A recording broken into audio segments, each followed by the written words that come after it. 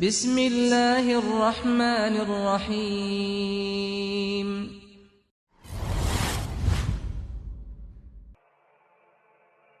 Bahwa Rasulullah SAW 15 abad yang silam sudah menyatakan buistu baina yaday sa'ah. Saya diutus di depan gerbang pintu kiamat. Buistu ana wasa'ah hakada. Saya dan kiamat jaraknya seperti dua jari ini. Ini adalah Rasulullah, ini adalah kiamat. Antara jari telunjuk dan jari tengah tak ada jari di tengahnya lagi. Maka antara Nabi SAW dengan kiamat tidak ada lagi Nabi yang diutus ke dunia dengan membawa risalah baru. Adapun Nabi Isa alaihissalam yang diutus kepada manusia di akhir zaman hadir dan muncul dalam kapasitas seorang pengikut umat Muhammad SAW, seorang umat Muhammad SAW yang mengikuti syariat Nabi. Beliau turun bukan dengan membawa syariat baru, tetapi beliau turun dalam rangka menjadi pengikut Rasulullah SAW, bergabung dalam barisan Imam Mahdi.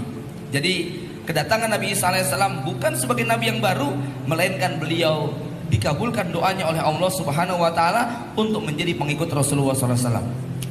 Di dalam riwayat yang lain, Rasul juga menggambarkan bahwa hidupnya seperti ba'da asar. Saat itu ada sahabat Nabi yang bernama Ibnu Umar radhiyallahu anhu. Ketika beliau bersama Nabi, saat itu matahari sinarnya tertutup oleh pegunungan Kauqi'ain. Kurang lebih sekitar ba'da asar, jam 4 sore, Nabi SAW kemudian bersabda, sesungguhnya sisa umur kalian bila dibandingkan dengan umat-umat sebelum kalian, maka seperti sisa waktu pada siang ini. Jadi Nabi menggambarkan bahwa orang-orang Yahudi seperti ba'da subuh sampai duhur, orang Nasrani seperti ba'da duhur sampai asar, orang Islam ba'da asar sampai maghrib. Maghrib umur umat Islam sudah berakhir. Isya wa alam biswab merupakan isyarat kiamat. Bahwa hadis ini hanyalah perumpamaan, iya, tetapi ibrah yang bisa kita ambil adalah kalau 15 abad yang silam Nabi menggambarkan kita hidup ba'da asar, kira-kira sekarang sudah jam berapa, Pak? Ya, 15 abad yang silam Nabi menggambarkan kita ini sudah ba'da asar. Nampaknya saat ini kita sudah menjelang matahari mau terbenam. Hampir semua tanda-tanda kiamat kecil sudah menjadi kenyataan. Praktis kita tinggal menunggu tanda-tanda kiamat besar. Bahwa di sana para ulama berbeda pendapat tentang definisi tanda kiamat kecil, tanda kiamat besar. Namun sejatinya semua tanda-tanda kiamat kecil, atau setidaknya hampir semuanya, ini dinyatakan sudah menjadi kenyataan. Sementara ketika satu tanda kiamat besar terjadi, maka Nabi menggambarkan iyaqto isil yatba'hum. Dia mirip seperti biji tasbih yang diikat dengan tali. Satu biji ini lepas karena talinya putus, maka biji-biji yang lain akan mengikuti dengan sangat cepat. Bapak Ibu jamaah rahimakumullah, bukan cuma orang Islam yang meyakini tentang dekatnya akhir zaman. Bahkan seorang astronom Amerika terkenal bernama Carl Sagan sampai membuat sebuah ilustrasi dalam bentuk kalender kosmik. Pernah mendengar istilah kalender kosmik?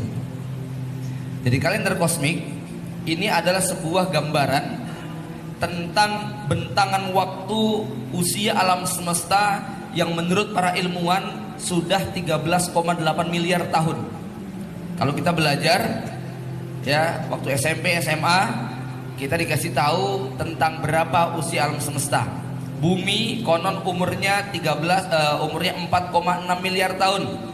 Langit dan bumi, alam semesta umurnya sudah 13,8 miliar. Tentu saja membayangkan angka 13,8 miliar ini gak bisa kita bayangkan. Kalau membayangkan 1000 tahun yang silam, oh iya, kita masih ingat peristiwa 1000 tahun yang silam karena baru 500 tahun setelah Rasulullah SAW. Peristiwa 15 abad yang lalu, oh iya, Rasulullah dilahirkan. Peristiwa 2000 tahun yang silam, oh iya, Nabi Isa muncul ke dunia. Peristiwa 2100 tahun yang lalu, oh iya, ada Nabi Yahya, Nabi Zakaria. Peristiwa 2900 tahun yang Nabi Daud dan Nabi Sulaiman alaihissalam. Peristiwa 3300 tahun yang lalu, oh Nabi Musa sedang menyeberang Laut Merah dikejar-kejar oleh Fir'aun. Kalau angkanya masih ribuan, kita masih punya bayangan. Ya. Tapi membayangkan angka miliaran tahun jelas sulit untuk dinalar.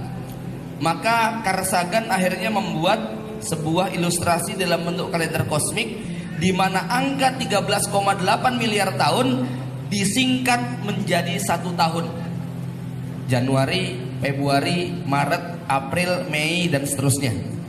Ini kalender kosmik yang dibuat oleh Carl Sagan, ya. Ini sekitar gambaran betapa ternyata orang-orang barat pun sebetulnya percaya bahwa mereka sudah hidup di ambang ujung zaman yang paling belakang. Januari itu adalah peristiwa pertama alam semesta ada di dunia. Big Bang, kalau kita pernah belajar, sebagai teori yang diyakini awal terbentuknya alam semesta. Menurut Carl Sagan itu terjadi pada tanggal 1 Januari jam 00.00. Februari tidak ada peristiwa, Maret, April, Mei, Juni, Juli, Agustus matahari dan bumi sudah diciptakan. September, Oktober, November tidak ada peristiwa yang menarik. Desember beberapa kejadian besar baru terjadi. 65 juta tahun yang lalu atau sama dengan 3 hari yang lalu menurut kalender kosmik. Karena dalam kalender kosmik 1 detik itu sama dengan 500 tahun. Maka 65 juta tahun yang lalu itu sama dengan tanggal 29 Desember. Ini adalah peristiwa menurut mereka hari di mana dinosaurus dihancurkan dengan adanya hujan meteor yang menghantam bumi.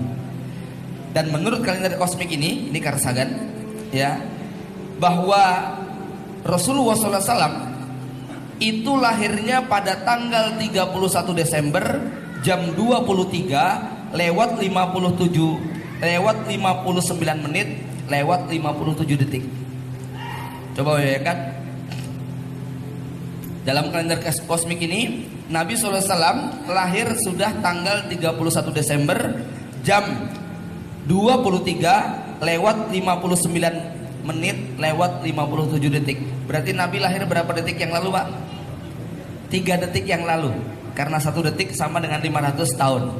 Sebentar lagi tahun baru, trompet akan ditiup.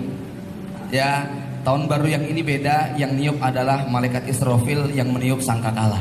Ya, yang berarti merupakan hari kehancuran alam semesta.